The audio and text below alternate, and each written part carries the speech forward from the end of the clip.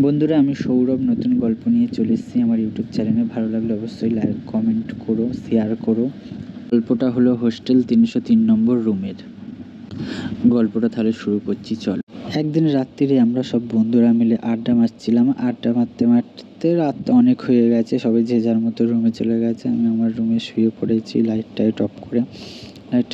শুয়ে পড়ার পরে কিছুক্ষণ পর অদ্ভুত অদ্ভুত আওয়াজ শুরু হয় ওই 303 নম্বর রুমের থেকে। আমি দরজা খুলে বার হলাম। বার হয়ে আস্তে আস্তে হেঁটে হেঁটে 303 নম্বর রুমের সামনে গেলাম। গিয়ে দরজার কাছে গিয়ে দাঁড়ালাম। অনেক অদ্ভুত অদ্ভুত আওয়াজ আসছে। কেউ যেন কাঁদছে, আরও যেন জিনিসপত্র ছোঁড়াছুঁড়ি করছে, এইসবের আওয়াজগুলো শোনার পর আমি যেন নিজেকে আর আটকাতে পারলাম না। দরজাটা হাত দিয়ে খুললাম, দেখে খুলে গেল।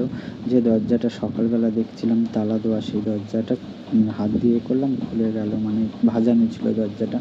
দরজাটা খোলার পর দেখলাম চারি সাইডটা ঘরের অন্ধকার, পুরো একদম নিস্তব্ধ। কিছু নেই, না কেউ কাঁদছে, না কিছু আওয়াজ টাওয়াজ কিছু হচ্ছে। পুরো একদম যেমন ঘর পুরানো ওরকম ঘর, মানে আর কি যে জিনিস অনেকদিন যেখানে কেউ না থাকলে যেরকম হয় আর কি জায়গাটা, সেরকম হয়েই আছে। আমি দেখে টেকে আস্তে করে দরজাটা দিয়ে আমি নিজের রুমে চলে আসি।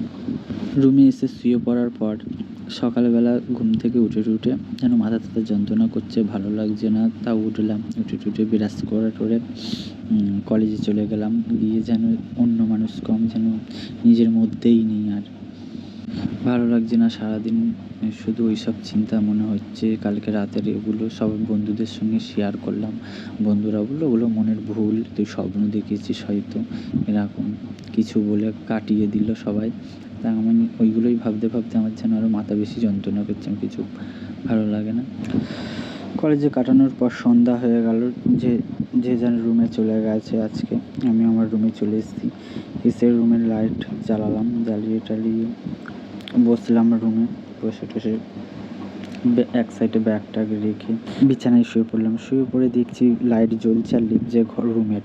আমি আস্তে আস্তে কোটের কাছে গেলাম, গিয়ে সুইচটা লেবানোর পরেই রুমের একটা কোন এদিকে একটা ছায়া টাইপের আছে।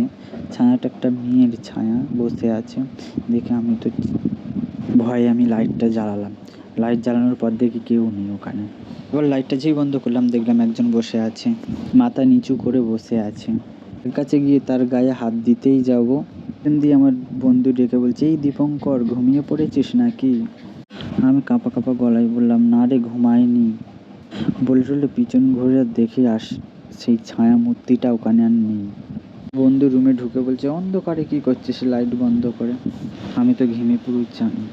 আমি কাঁপা কাঁপা গলায় বললাম, ঝাঁঝা আমার সঙ্গে হলো এক্ষুনি। বন্ধু শুনে টুনে বলছে, আমি না এলে এখন তোর যে কি হতো।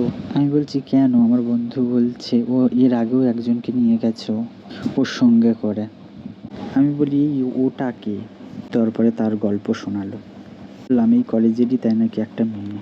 আমি বললাম, এই বয়েজ হোস্টেলে ও কী করতে এসেছিল? আমার বন্ধু বললো, গার্লস হোস্টেলে থাকতো পাশেই। কিছু শোনার পর বন্ধুর রুমে চলে গেলাম।